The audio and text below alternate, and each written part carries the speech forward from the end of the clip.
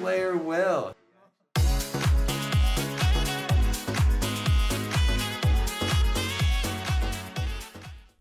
Welcome back, Visions fans. Ready Player Will here. This is the Volke review today. Brand new unit added to Global this week. Pretty standard character review this week. It's the overview, the total stat analysis, the report card. I have a new player snapshot, some general thoughts. We'll go through the job, the auto priority abilities, the TMR review, some job-based vision card stuff, some general optimization, and 2 different sample builds just to get a highlight at some of his stats. And so, kicking things off here, brand new fire unit added to Global. They gave him the unique main job of the Ashen Shimmer Lance with the Grimoire Keeper and Kotodama Wielder subjobs. He is a spear type unit that equips armors, helms, and accessories, so a heavier type of equipment. Move of 3, jump of 1 as a 70 cost unit, and I do recommend the 97 Faith just to amplify his damage output. You know, obviously, yes, the status effects are concerned, but him versus magic damage is not the worst either, given some of his innate AoE resistances, which are kind of interesting, so we'll get to that soon. But his max range on the main job is 4 squares away.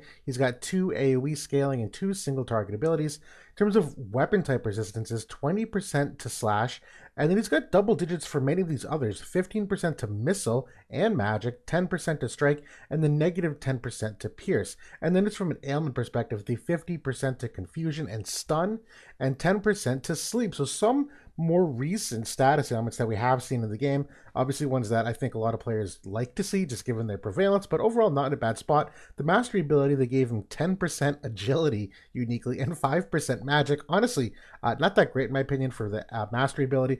The dream ability, he got 15 unit res and 20% debuff weakening. Both of those I do like. I do think they're good pieces of his survivability. Now getting to the stats, from a base HP perspective, being a tank unit, and he's got an innate 5-8, and he'll generate 8 more on a buff. Way above average here. He's an outlier by my statistical metrics, so definitely worthy of that base HP that most tanks end up having. He's a magic scaling pierce unit, and that base magic is very much below average.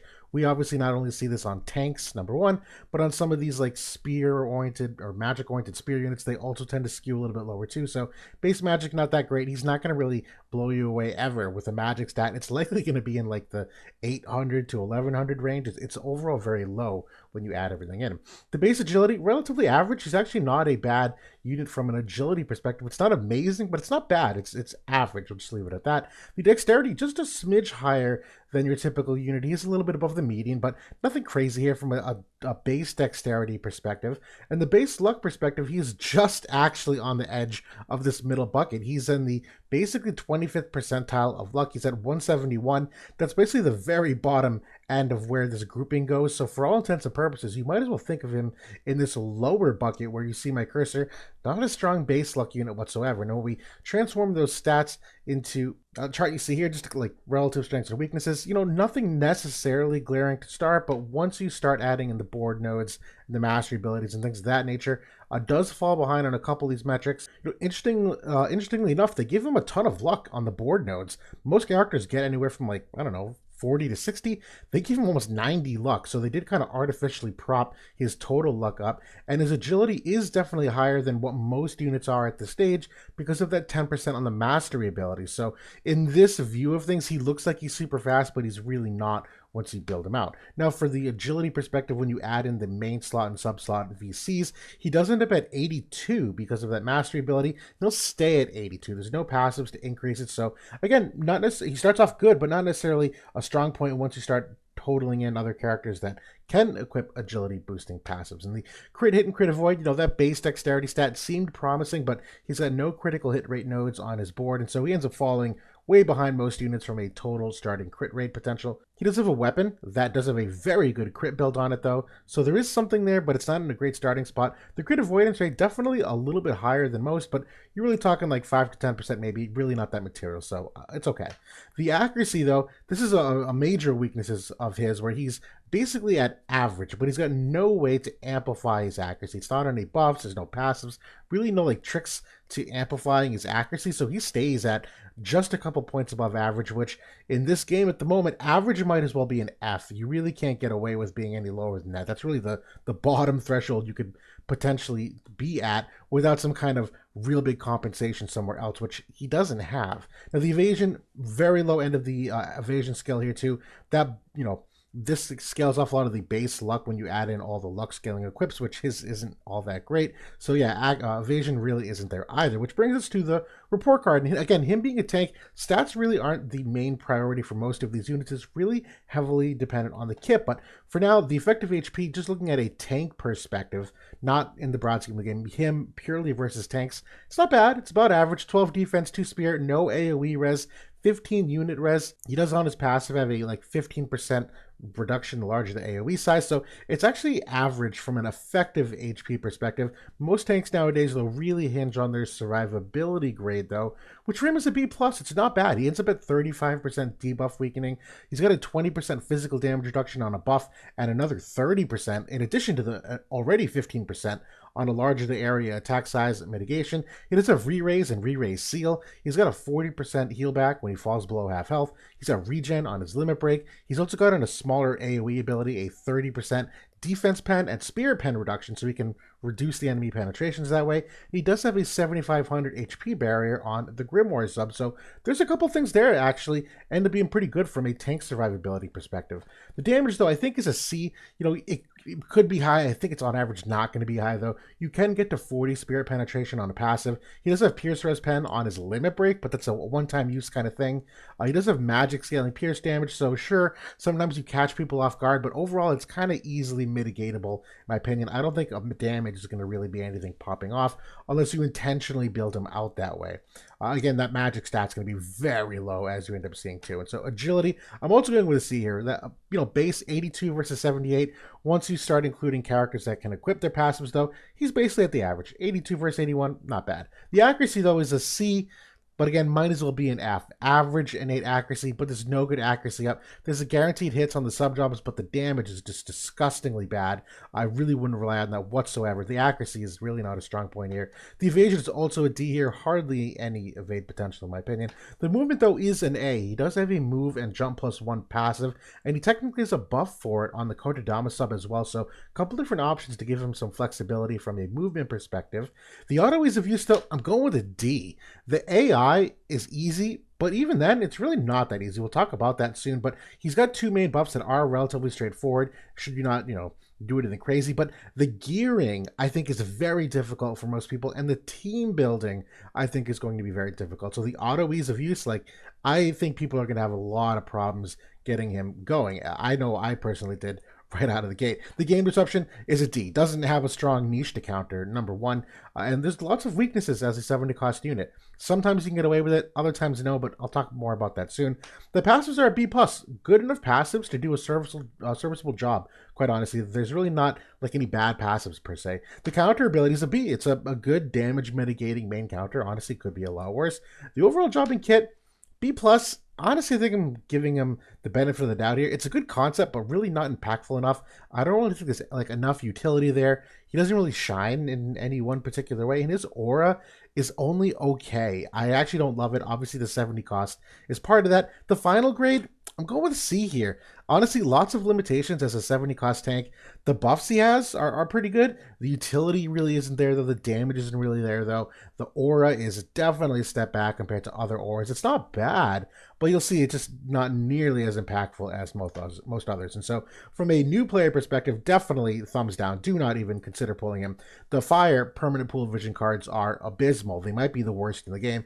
The fire permanent pool units aren't bad, but they are slowly being phased out. Even these units here at the bottom, I think you'd struggle against many teams in the game. The spear angle, though, the permanent pool vision cards are okay. There actually are some good vision cards here that, should you luck into getting. They are relatively new, though, so they're a little expensive to build. So even that angle, don't love it. The Pierce permanent pool units that you can get access to, honestly, not the worst characters. Some of these have held up very well as time goes on, but even then, probably not worth hinging your entire account over as a new player. So, nothing about this unit will help you compared to other tanks you have options available to you. He's also not a unit that can hit any real upside without some of the limited vision cards that Spear has access to. So if you haven't been pulling those, you're going to be way behind. Overall, an easy skip. I wouldn't lose any sleep whatsoever about it. But my general thoughts, he does have kind of like an interesting tank concept here where he skews, much higher than normal on the unit res, where he's got 15 and 8, 8 on the weapon, 20 from a vision card,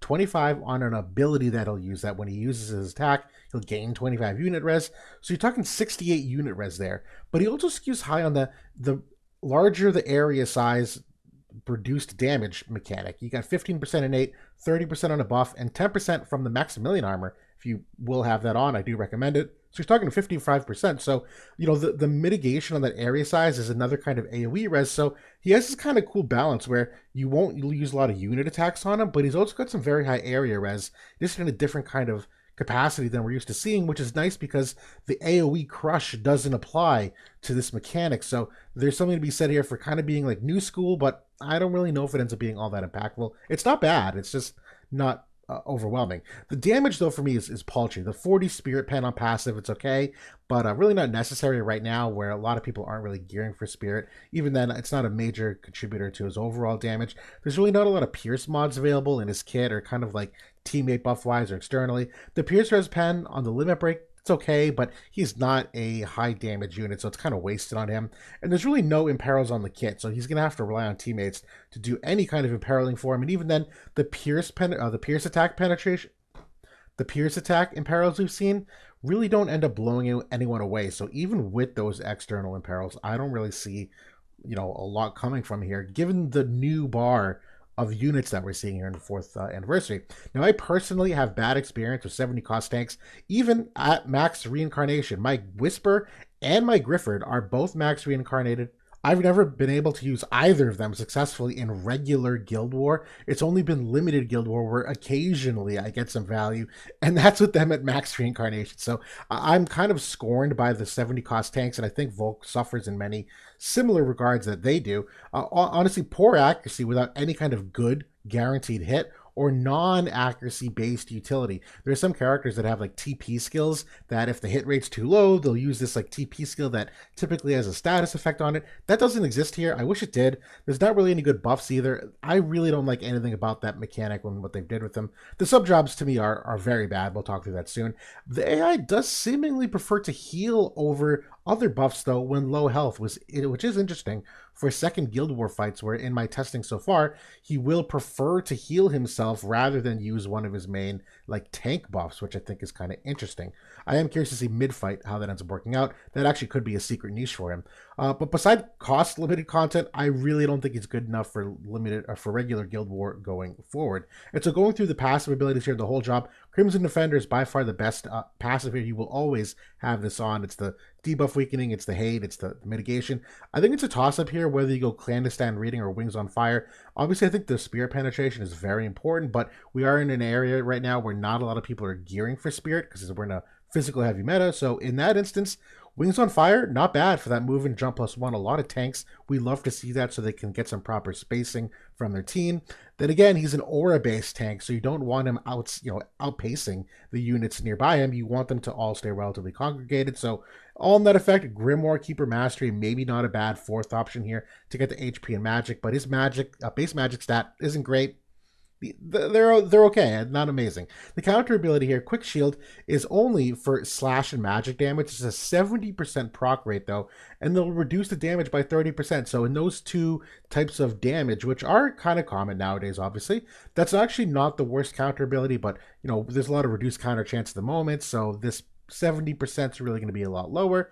It's not bad, but I think it could have been better. Which brings us to the main job buffs. And so the first priority here is actually the bottom one here, the Oath Between Brothers. That's his re-raise, that's the heal back, and that's the aura, which we'll talk about in another slide. Also the 8 hate on this ability. The second buff, also really important to get off, is a 20% physical damage reduction of all types. It's also another 30% of that area mitigation. And for 3 turns, this is very important. Not only is it re-raise ceiling for 3 turns on enemies, but it's dispel buffs on enemies. So there actually is the big piece of utility purely based on this buff, though. If you don't get the second buff off, completely different kind of character. But again, shorter range overall. We'll see that in a second. That we'll talk about the aura first. It's 25 unit res and 30 spirit. It's not bad. It's not nearly the same level as the 40% physical reduction and magic reduction we've seen from the other aura tanks. I don't have high hopes for this. It's nice, but certainly not a game changing. Now, for the main job offensive abilities, this puncture ability, the low AP one, it's okay. 20% agility reduction on a pretty straightforward, 3 square targeting range is only fair for me. Violet Blaze is where you get that defense pen and spirit pen reduction to enemies. I wish it was also magic percent reduction, not just the attack percent reduction. Might as well just go all out here. This one's not bad because he does skew very high on the defense, so I'll give this one a tentative thumbs up. The Flaring Spear, not necessarily a bad one either. The 25 unit res after using this attack, maybe slightly redundant with some of the other parts of his kit, but he obviously is a very unit-oriented tank, so that's not necessarily a bad ability either, but it's really selfish in nature. It's not like a team utility kind of thing. And Mortal Judgment, not bad. It's a Dispel Courage, but we've seen there's so much Courage Seal in the game right now that you take that away, this ability really has nothing to offer. So this main job, I'm very underwhelmed from the amount of utility it has, and really does nothing to benefit the teammates in any real way, other than the reduction of penetrations here. And the Limit Break, not a bad limit break because it's a select 2. It's the Pierce Res pen for 3 turns, but even then, his magic stat is so bad. I'm not expecting a lot of damage from him. Regen for self is actually a good one here. This is the really only thing I truly like about the limit break. It's not bad, but the wrong unit to put it on. The sub job here, Ashen Shimmerlance, the Paralytic Piercer, I think is kind of whatever. I don't see any real upside here compared to the main job, other than really hinging on Paralyze as your debilitating status effect, and I don't think it's that debilitating, quite honestly. The Core Crystal Fragment, this one's very niche too, where the magic and Spirit Pen is very specific for certain kinds of team comps. I would not have him use this buff just for a self benefit by any means. This is a weird one too, because this buff actually has priority over the 2 main job buffs, which is very odd to me, but we'll take it. I can see where maybe some people can get creative with it, but I don't like it. The Grimoire Keeper, this is another one where the only real upside here is the Archaic Healing, where we talked about that mid-fight healing. If he can't hit the enemies and he has a chance to heal, maybe not bad, but it's got a cast time on it, so I really don't like that perspective. But Spell of Shielding is a good angle here. This actually is another skill that has priority over his 2 main job buffs, which again I think is kind of odd for a tank unit. People are going to struggle with that. I like the barrier. I just don't know if I like the priority of it. So this is actually a thumbs up. I think this is my favorite angle to go at from a sub job perspective, but I still need to play more. The Cordodama Wielder, I really don't see anything here that I like. The 200% hit chances, the damage is so bad on these because he's got no magic attack, no magic res pen. There's so much extra magic resistance in the game at the moment. Nothing about any of these abilities will even do any remote amount of damage to them. I don't really care that they're 100% hit. It's a wasted turn at this point. So this sub job, kind of a miss here too. Diffusive Perplexity, maybe, against evade units, but I've never seen this ability used in Guild War. Which brings us to TMR review. Again, this one is also not bad. Stats on it are actually pretty good for an accessory. 60% crit evasion is absolutely huge, but crit mechanics are not the most easily digestible stat for most people, so this is a good one, but I don't see a ton of upside. The AoE res of it is also okay, but there's so many buffs for it on other TMRs to get AoE res that this one is probably better than them by a little bit, but I don't think this is a good TMR in the broad scheme of the game. Now for the job-based vision cards, this is where Spear really shines.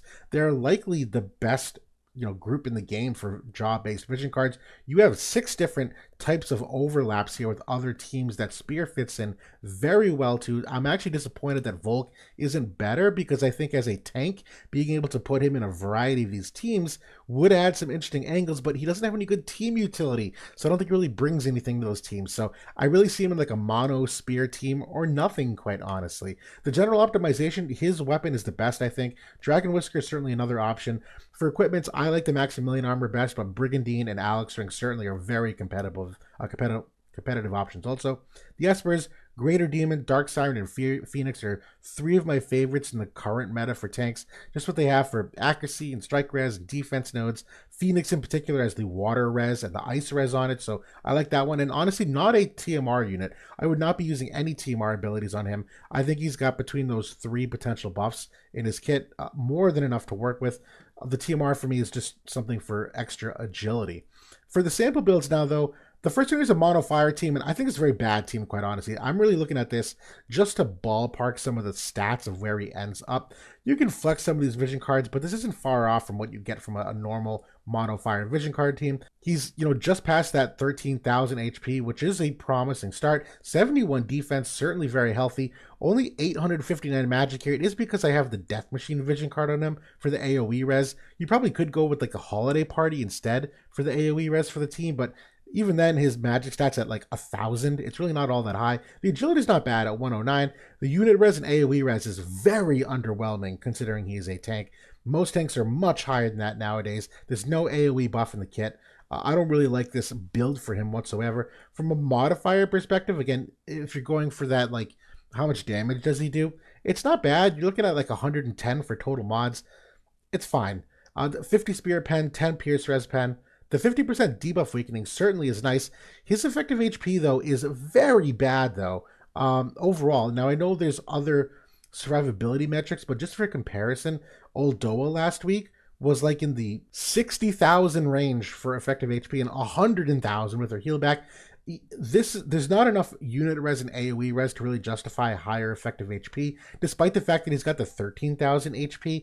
It's not going to, that's where that impact is missing, and the survivability tools are not really there. It's okay. Now, as we go to the Mono Pierce team, a little bit better. At least here, HP is relatively similar, still very high defense, 116 agility, still very nice.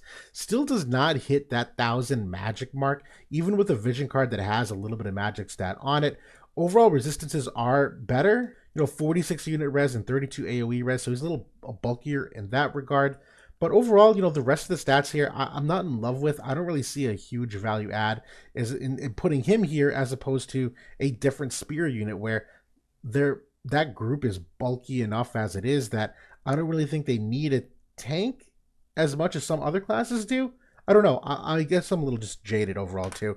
And the Truststones, final thing here, to me, HP, defense, spirit on the left side, all the normal attributes. The right side, I think I'd go with the magic and the spirit pen here, the pierce attack and the pierce res pen, and then the fire attack and the healing power. You might go for accuracy and crit rate, where, his weapon, which I actually didn't mention, it's got 8 unit res, it's got 30 reaction block, and when you crit hit, it increases by 10 spirit. There's also 15 pierce attack, so I did make a mistake here. This pierce attack 10 probably shouldn't be there. But the weapon I do think is best, but the crit build of that weapon has 28 crit percent on it, which is actually very high for a weapon. So I might sub out this crit rate for the pierce attack here. I think that's a mistake that I made, so I would flip those two. But that's the Volke review in a nutshell. Again, I don't have high hopes for this unit. I think given what we've seen for the incoming 4th unit or 4th anniversary units, he's just going to fall behind very quickly. We've seen how strong water is, and despite the fact that ice is also very prevalent, there's so many other things in the game that beat him outside of that element wheel thing, the element wheel, that I really don't see a strong play for him. Even in a mono pierce team, I don't see a lot of upsides. It's really just for the cost limited content where you need that cost reduction unit that he is probably most serviceable. But that's it for now. Thanks for watching, everybody. I'll talk to you later.